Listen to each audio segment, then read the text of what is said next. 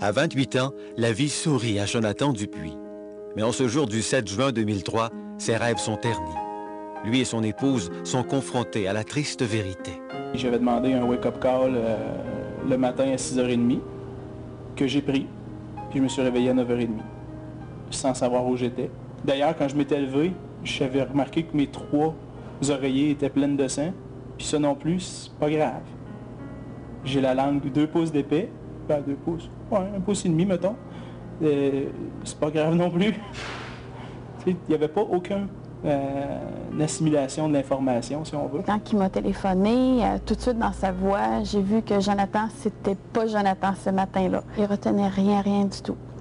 Alors, moi étant à Québec et lui à Ottawa, je peux dire que cette journée-là a été excessivement longue. La condition de Jonathan se détériore. Il décide, sous les pressions de José, de se rendre à Québec, là où tombe un diagnostic aussi cruel que désespérant. J'ai passé un scan et puis un électroencéphalogramme.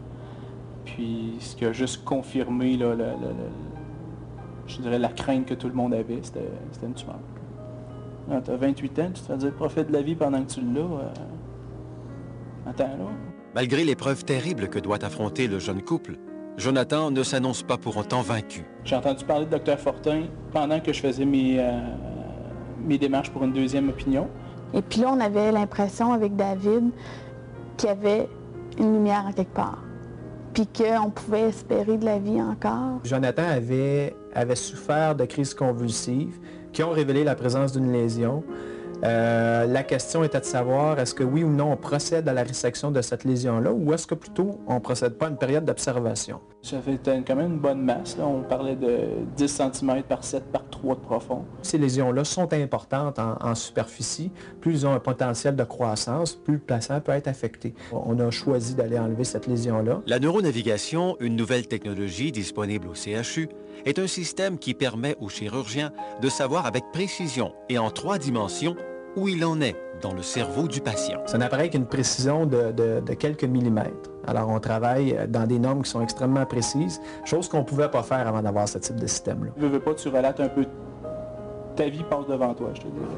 Dans mon cas, c'était comme ça, en tout cas. Tu sais pas trop, tu vas-tu te lever, tu vas-tu te réveiller de là ou pas, parce que veux pas, c'est justement, il t'enlève pas un ongle, tu sais. Donc, c'est un peu plus complexe. Il trouve la boîte, il s'en va chercher une tumeur qui n'est pas nécessairement la bienvenue.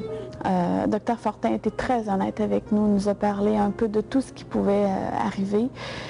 Mais quand tu te demandes si ton conjoint va te reconnaître à son réveil, si tu te demandes s'il va oublier des bouts de ce qu'on a vécu avant, s'il va oublier des bouts de nos futurs projets, est-ce qu'il va parler? Et finalement, c'était une heureuse décision. Pour la simple et bonne raison que c'est un diagnostic qu'on ne suspectait pas à ce moment-là. C'est un diagnostic qui était plus bénin que ce qu'on pensait. Puis que la résection comme telle représente en fait une cure. Alors c'était la bonne décision à prendre. Je suis sorti de là intact, sans honnêtement aucune séquelle. 0 plus une barre, là. Il n'y avait pas de séquelles du tout.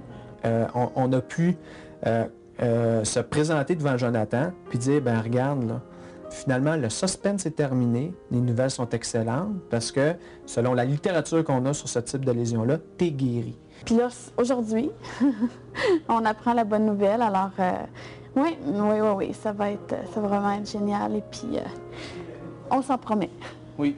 On s'en promet, on va pouvoir continuer à construire plein de choses ensemble.